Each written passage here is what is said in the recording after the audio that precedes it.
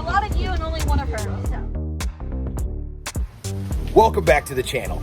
Today I'm at Busch Gardens Tampa and it is raining, and I mean raining a lot.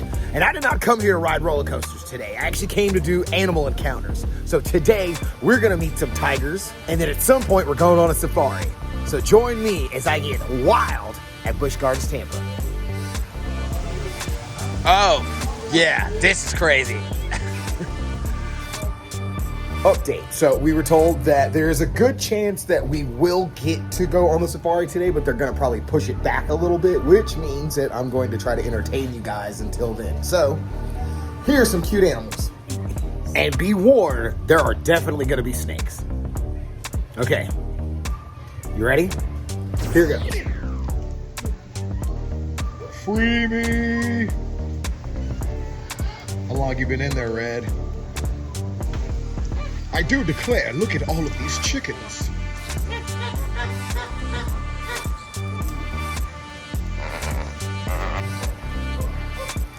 I did not know they made farting noises like that. I learned something today. And so did you.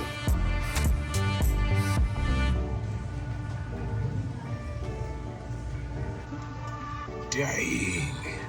That boy thick. What did he say? For those, please do not reach out and try to touch any of the giraffes that come up to our truck. They are coming up on their own free willy, and if anyone tries to touch them, they could potentially go away because they don't really like the touching. All right, sound good? Great. All right. Now the two lovely ladies hanging out over here is Batiti. She's our oldest giraffe hanging out right here. She is 23 years old. Then we have Sakari, who is in her teens. And then we also have Tekiza, who's walking up, who is our most slobbery and bossy giraffe.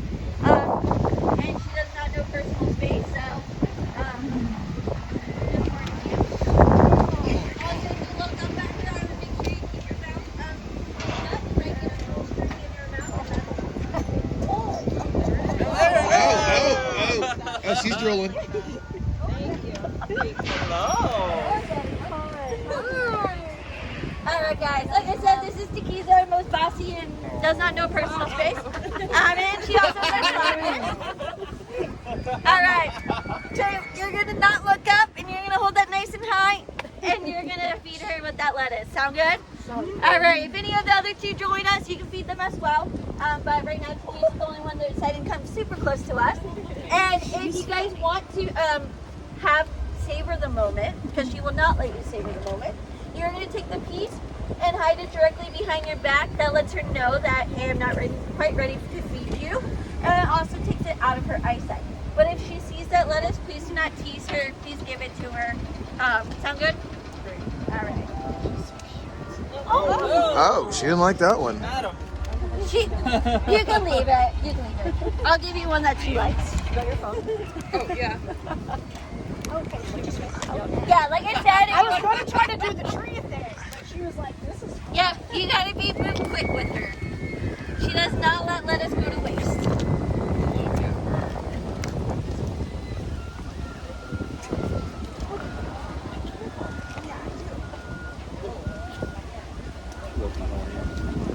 And you do just have to share the space, so everyone just be respectful of each other. Because there's a lot of you and only one of her. So Do the other ones usually come up? Is she primarily like the one who's like... she is our most frequent flyers, and it's Batiti. If she's in the mood, she'll walk over. But they're being a little bit older, just like you and I get arthritis and stuff like that. They also get somebody kind of similar situation. So she does have a little bit of arthritis, so walking kind of a long distance for her, kind of. So like I said, it depends on her mood. Also, it depends on if they have snacks.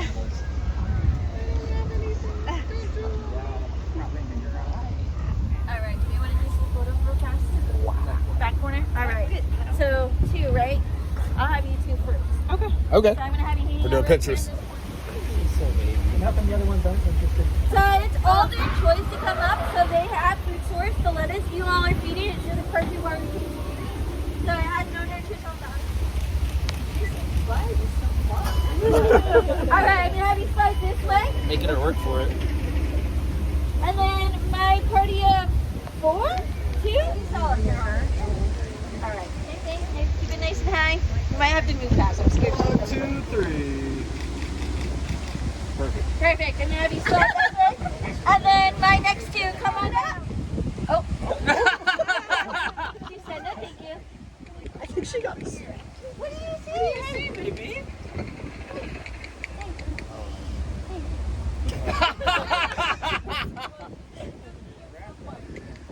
Just don't click.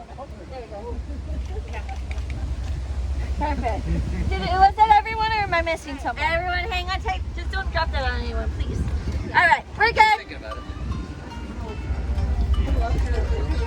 Nice to meet you. Also, since it is behind the scenes, we can't have any photos or anything like that. It will be like a two-part tour. Part of it will be behind the scenes, and then the rest of it, you guys will be out here. So for the out here portion, you're more than welcome to take photos. But for the behind the scenes portion, they just ask that you guys don't have any photos. Sounds good. So there's going to be a limited amount of footage I'll be able to share with you guys for the tiger encounter, but I will share what I can. So enjoy. All right, mask on, cameras off. I'll see you guys later.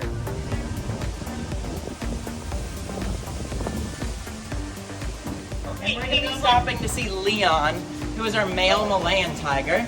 Now, y'all saw that Jenna was doing a relate session with Bandar inside.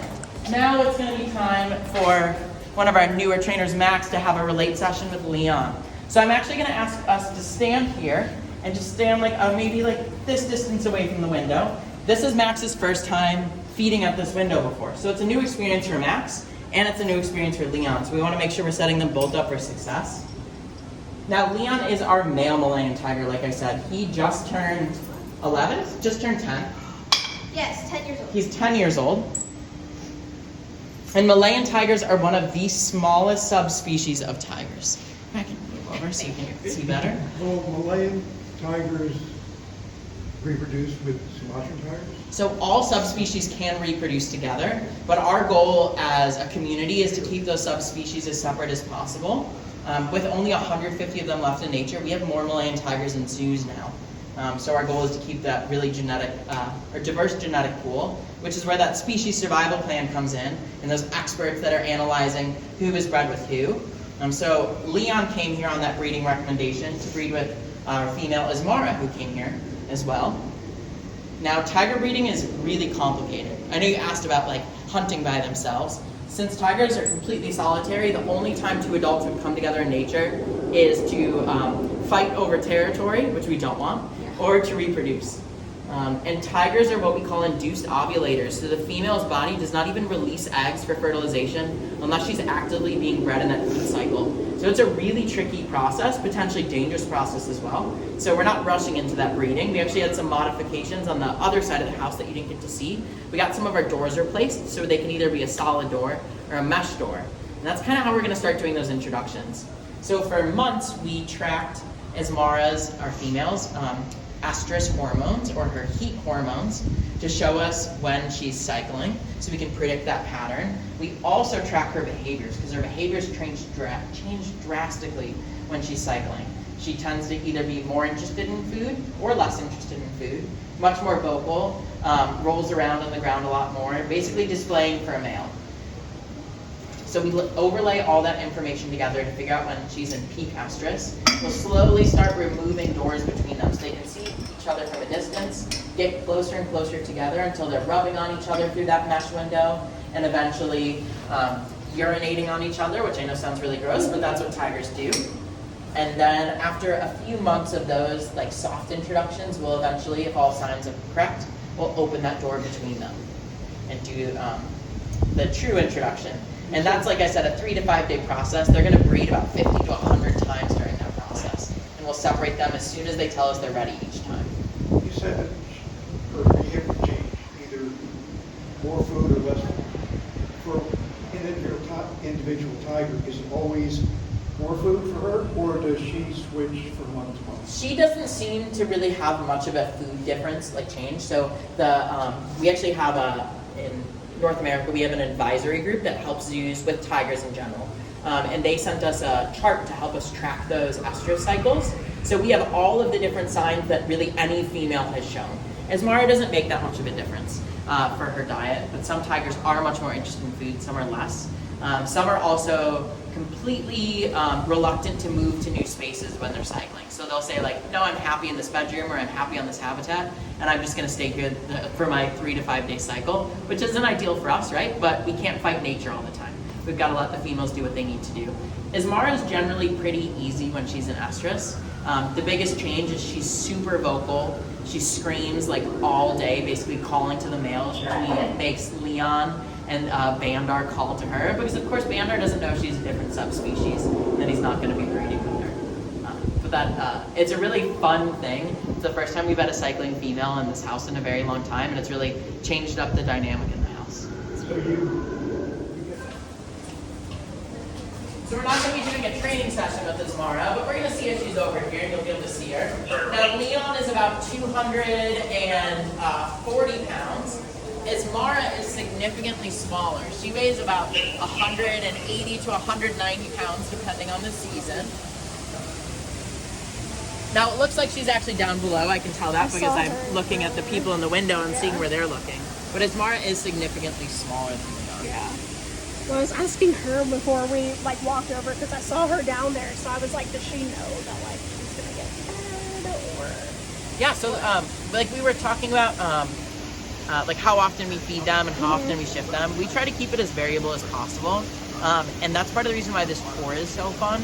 So some of our tours, like our safari, the safaris, you're gonna see different animals each time, right? A different animal might be closer to the truck, but overall it's a similar tour most of the time. Versus our tiger tour, us as trainers have free reign to do whatever we want. So some days you might get to see all 4 tigers depending on where our tigers are. Some days you only might get to see 1 tiger, which is really cool. So you could take this tour over and over again. We give you that variability just like we give our cats.